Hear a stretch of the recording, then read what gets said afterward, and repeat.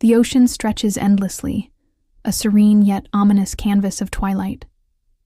Estelle's graceful strokes cut through the waves, her figure framed by the warm hues of the setting sun. Yet beneath the tranquil beauty, an unsettling presence lingers. As her feet touch the shoreline, she notices a figure in the distance, shadowed, unmoving, watching. The air thickens with dread, and Estelle's heart pounds. Drawn by an inexplicable pull, her gaze shifts to a crumbling house nearby, a ghost of grandeur now consumed by decay. Little does she know, stepping into its ruins will unravel not just secrets, but the fragile threads of her reality. A young girl named Estelle is swimming in the ocean. Her movements are fluid and calm. The waves surround her, and the sun sets in the distance, painting the horizon in warm shades of orange and pink. Yet there is an uneasiness in the air as Estelle emerges from the water. She senses something or someone watching her from afar. She looks towards the shore and notices a still, shadowy figure watching her from a distance. She feels her heart race, but forces herself to maintain her composure as she approaches the shore. Her attention shifts to a nearby ruined house, drawn by curiosity and a strange sense of familiarity. She decides to investigate. The house is in ruins, and its once grand structure is now a decaying relic. Dust covers every surface, and broken glass litters the floors. Furniture lies scattered as if abandoned. Hurried as Estelle explores further, she steps on a shard of glass and pain shoots through her foot. She gasps, clutching her wound when suddenly she sees someone watching her from a crack in the wall. She blinks and finds herself in her bed. It was all a vivid nightmare in her waking life. Estelle appears to be an ordinary woman. She is a co-pilot and spends her days in the structured world of aviation. She gets ready for work and heads to the airport where she joins her flight crew. Her day begins like any other, but mid-flight. Bad weather creates turbulence that shakes the plane, and Estelle is forced to make quick decisions, adjusting the speed and direction of the aircraft. She steers them to safety despite the challenges. She performs her duties with poise after a long day. Estelle returns home to her husband, Bezer. He is a dedicated doctor who often works night shifts at the hospital. The couple share a loving but strained relationship. They have been trying to conceiving a child for years without success, a fact that weighs heavily on both of them as Wasser prepares to leave for his night shift. Estelle takes her usual pills and goes to bed, trying to shake off the lingering restlessness of her next day's sleep at the airport. Estelle's routine takes an unexpected turn when she sees someone familiar, a woman named Anna. Estelle and Anna were close friends who became lovers years ago, but time and circumstances had driven them apart. Anna approaches Estelle with a warm smile, breaking the ice by giving her her phone number and suggesting they catch up sometime. Estelle agrees, though she's unsure about reopening that chapter of her life that night. Curiosity gets the better of Estelle. She looks Anna up online, scrolling through her photos and reading about her life. Memories of their relationship resurface with a mix of nostalgia and longing. Estelle decides to invite Anna to dinner. At dinner, Anna shares updates about her life. She has become a portrait artist with her work displayed in prestigious galleries. She offers to paint a portrait of Estelle, and Wasser compliments them on their seemingly perfect relationship. But Anna also brings up Estelle's past and how lonely she used to be before they met. Wasser? This comment sparks something inside Estelle, but she pushes it aside the next day. Estelle tries to focus on her workout at work, but her thoughts are consumed by Anna. After her shift, she finds herself driving to Anna's house unannounced. Anna is thrilled to see her, and the two women reminisce about their past. Their conversation turns personal, and Anna confronts Estelle for pushing her away and accuses her of forgetting their connection. Estelle denies this and explains that she had to move on with her life, but when Estelle tries to leave, Anna stops her and takes her to her bedroom. The tension between them culminates in an intimate encounter. Later that night, Estelle is jolted, awake by a terrifying vision in her nightmare. Wasser confronts her about her infidelity and begins to strangle her. In a fit of rage, she wakes up gasping for air and realizes it was all just a dream. However, the guilt lingers, and she hastily leaves Anna's house and returns to her own. In the days that follow, Estelle becomes increasingly distracted and tries to focus on her marriage, but her thoughts constantly return to Anna. She visits Anna again, and this time learns that Anna has a girlfriend named Johanna.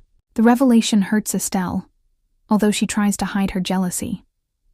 As Anna steps away to take a call, Estelle snoops through her laptop and discovers a series of intimate portraits of Johanna.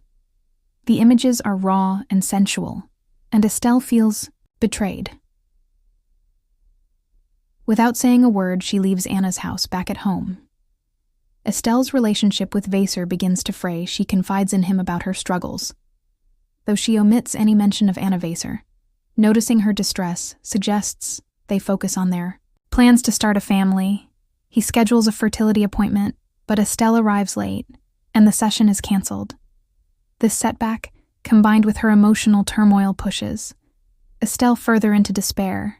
Despite her best efforts to avoid Anna, Estelle finds herself drawn back to her. She visits Anna's house again and tries to end things, explaining that she can't jeopardize her marriage, but Anna doesn't let her leave easily. She argues that Estelle's feelings for her are real, and that she shouldn't suppress them to prove her sincerity.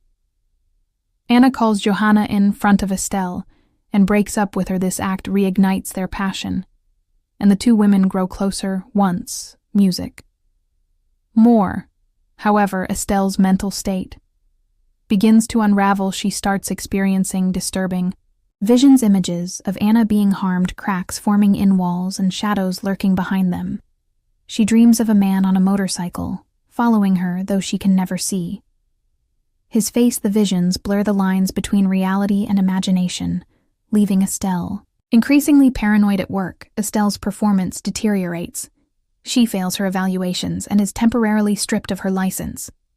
A routine blood test reveals high levels of anesthesia in her system, raising concerns as suspects that Vaser has been drugging her with the pills he provides, fueling her mistrust of him. As her paranoia deepens, Estelle becomes convinced that Vaser knows about Anna and may even be plotting to harm her. She revisits Anna's house, but finds it empty. Days pass without any word from Anna. Desperate for answers, Estelle contacts Johanna, hoping she might know Anna's whereabouts. Johanna denies any involvement, but Estelle accuses her of lying, recalling moments when Johanna visited Anna's house. The confrontation escalates, and Johanna throws Estelle out of her gallery that night. Estelle receives a voicemail from Anna's phone.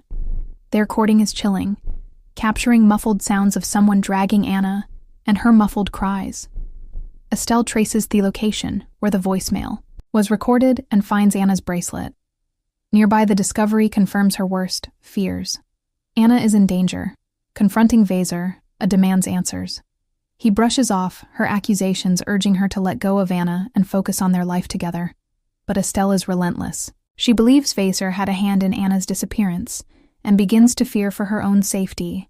In a moment of clarity, Estelle returns to Anna's house and breaks in.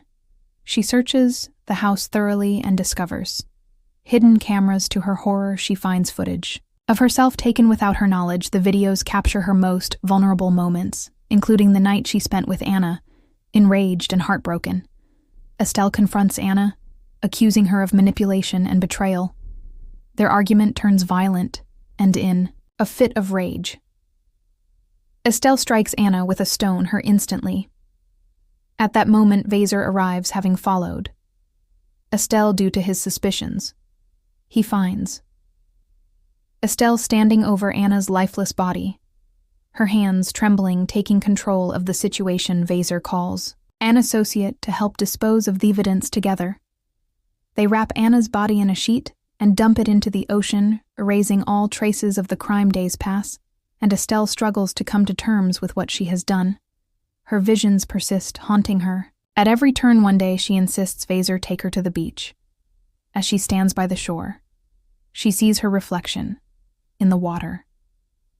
It morphs into the same image from the movie's opening scene, her emerging from the ocean. Haunted and broken, the movie ends with Ayla staring at her reflection, a woman forever trapped in her own fractured reality, unable to escape her visions or her guilt. Don't let go I'm too scared to ever want to be on. The waves crash against the shore, relentless and indifferent, as Estelle stares into the water. Her reflection ripples, a fractured image of the woman she once was, now consumed by guilt and haunted by shadows she cannot escape. The wind carries whispers of a life undone, of love tainted and choices unmade. As the ocean swallows the horizon, Estelle steps forward, her feet sinking into the sand, her eyes fixed on the abyss before her. In that moment, the past and present collide, leaving only the question: was it ever truly real, or is she forever a prisoner of her own unraveling mind?